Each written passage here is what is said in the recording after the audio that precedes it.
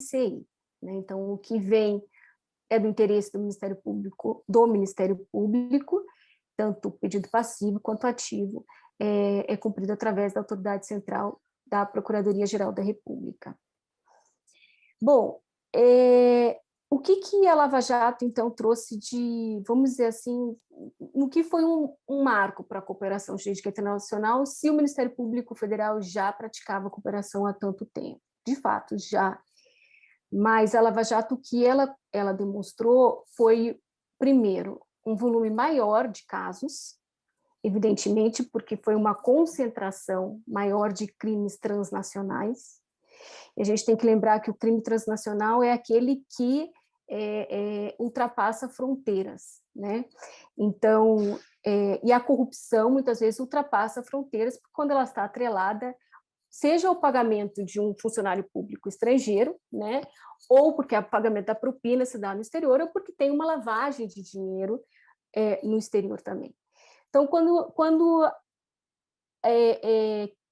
se pergunta, né, de uma maneira geral, por que o país X, sem precisar mencionar nenhum país específico, tem interesse na corrupção praticada no Brasil? O que eles querem aqui no Brasil? Uma coisa muito simples, o crime é transnacional, eles têm interesse na elucidação do crime também, se o crime foi praticado no território deles, né? Então, se o sistema financeiro de um país europeu, o sistema financeiro do Canadá, dos Estados Unidos foi utilizado para uma lavagem de dinheiro de uma corrupção praticada no Brasil, evidentemente que esses países possuem interesse, não tem como dizer que não, né? Quando a gente fala de crime transnacional, a gente tem que lembrar que existem jurisdições concorrentes, significa que são jurisdições igualmente competentes para processar aquele crime, e o que eles têm que fazer é se conversarem, se entenderem, para que possa ter a definição da jurisdição de acordo com a boa administração da justiça. Então, onde o crime vai ser processado, né? Se existem mais elementos para ser processado no Brasil, muito que bem, então será processado no Brasil, onde nós vimos a maior concentração, então, de crimes sendo processados pela Lava Jato. Dito isso, então, foi um volume maior de crimes transnacionais de maneira concentrada, e como a Silvia mencionou também, houve uma cooperação com países que até então não se fazia exatamente cooperação. E por que teve essa intensificação? Eu acho que por próprio fortalecimento do cenário internacional. É como a Rochelle mencionou, os bancos, e aí os estados, de uma maneira geral, eles não querem ser lembrados como um paraíso da impunidade. Eles não querem ter seus nomes atrelados, os bancos, a sua marca atrelada à lavagem de dinheiro. Mas isso é feito de forma voluntária?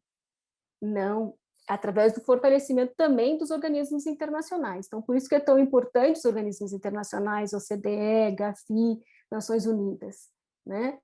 Porque é nesse ambiente que se discute o fortalecimento da cooperação jurídica internacional, não interessando a nenhum dos países que se seja reconhecido como um local onde é possível praticar lavagem de dinheiro de maneira desenfreada.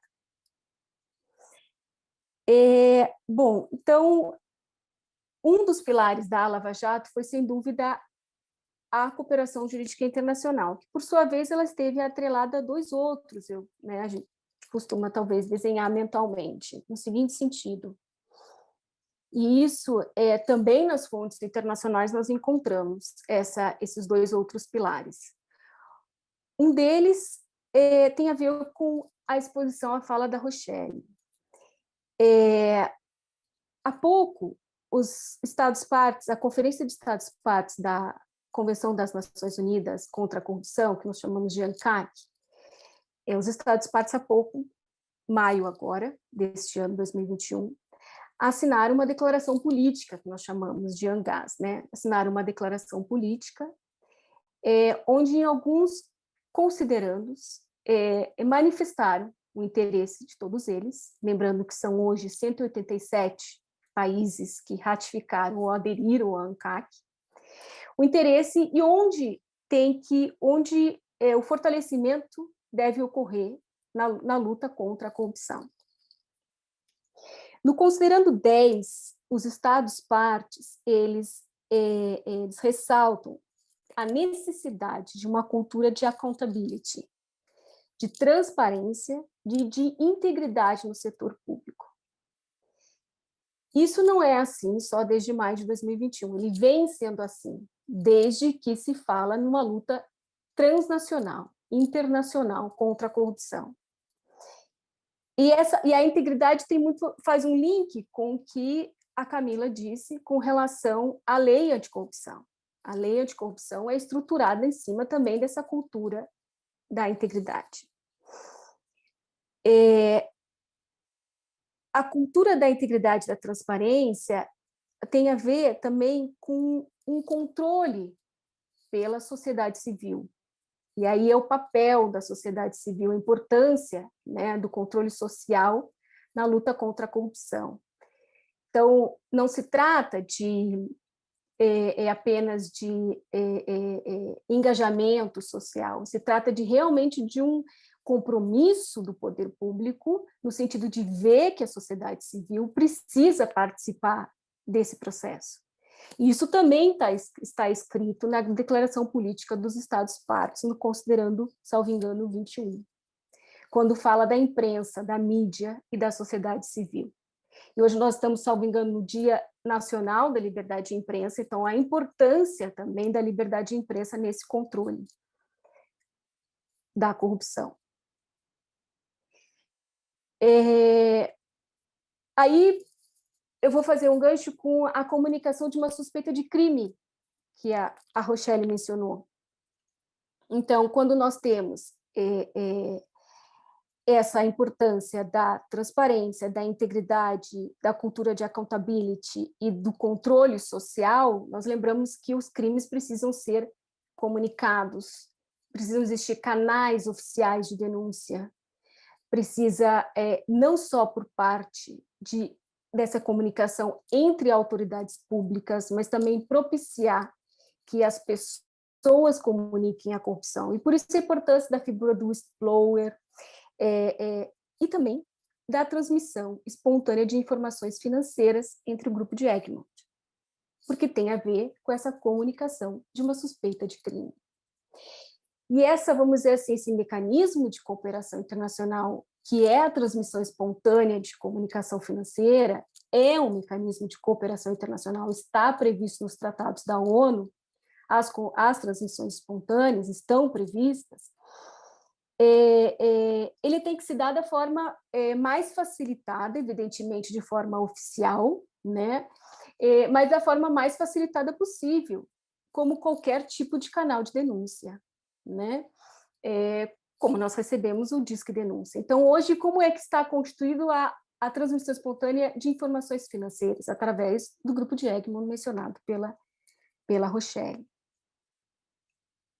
Então, se aí por um debate, se nós formos pensar, transmissões, então, de informações, não necessariamente financeira, mas de uma maneira geral, como comunicação de crime, para se fazer de forma facilitada, sim, né?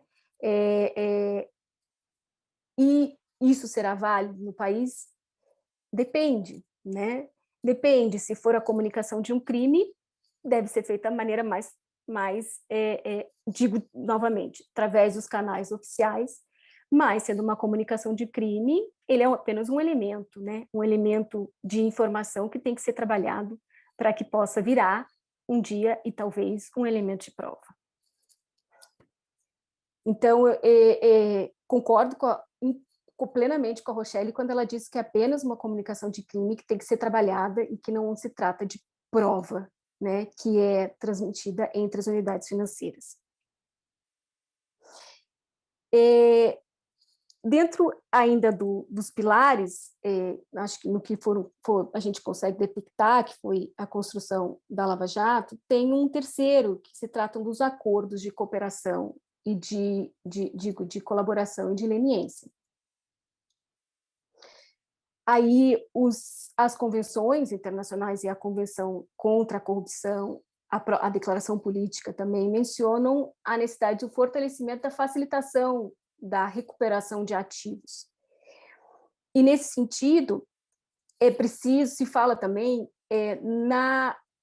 no acesso à justiça pela vítima. Então, tem se falado muito, também no cenário internacional, a importância de se atender a vítima do crime, né? E a vítima do crime de corrupção, aí é também a sociedade. E como que se atende à vítima do crime? Se recompondo a situação, se recuperando o dinheiro desviado. E lembrando que dentro dessa, vamos dizer assim, dessa teoria de efetividade com relação à vítima, existe o princípio de acesso à justiça, que significa não apenas o acesso processual da vítima ao processo, mas também um acesso efetivo, no sentido de uma justiça efetiva. E a justiça só vai ser efetiva se ocorrer uma investigação e um processo, dentro do devido processo legal, num prazo razoável e com a recuperação do dinheiro desviado, porque estamos falando de corrupção. Então, a recuperação também por acordos de colaboração e leniência foi fundamental na Lava Jato, porque se conseguiu de maneira mais eficaz e mais célere se recuperar o dinheiro desviado. No montante mencionado pela Silvia, também trouxe alguns números, mas, na verdade, num montante até maior que esse, porque muitas vezes contou com a voluntariedade do colaborador, né? Muitas vezes não, contou com a voluntariedade do colaborador e muitas vezes até o dinheiro voltou para o Brasil dessa forma. Então, eram esses 3 pilares que eu queria mencionar, que é uma cooperação internacional mais efetiva, com o maior número de países. E aqui eu trouxe os mesmos números, né, os números do DRCI. Às vezes os números não são exatamente os mesmos, por conta dessa questão da autoridade central da PGR, que é exercida.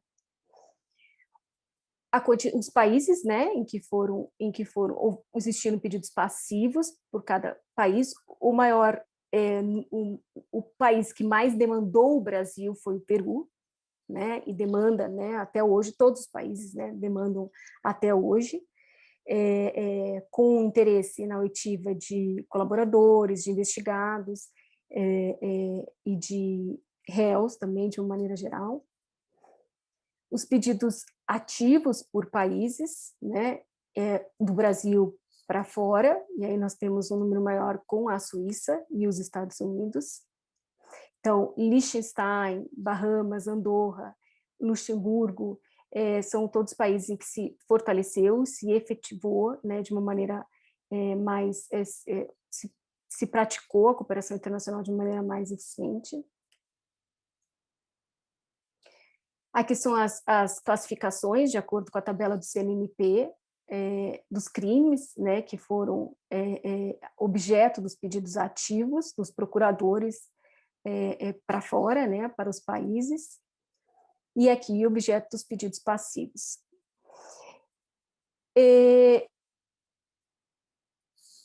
Por fim, só para não me estender demais no tempo, então, de uma maneira resumida, esses foram, né, os 3 pilares: uma cooperação internacional mais efetiva, com maior número de países, um volume maior concentrado de crimes transnacionais, a cultura da accountability, da transparência e da participação da sociedade civil com a comunicação de crimes, e os acordos de colaboração e leniência como medidas efetivas também para a recuperação de ativos de forma direta, e também a recuperação de forma direta também é mencionada na declaração política que eu falei antes. Só que, como último detalhe, falar sobre um mecanismo também de cooperação internacional que vem sendo praticado, né, e que foi praticado pela Lava Jato e vem sendo praticado, que é o mecanismo de transferência de procedimentos ou processos, né? Transferência de investigações ou processos. Na Operação Lava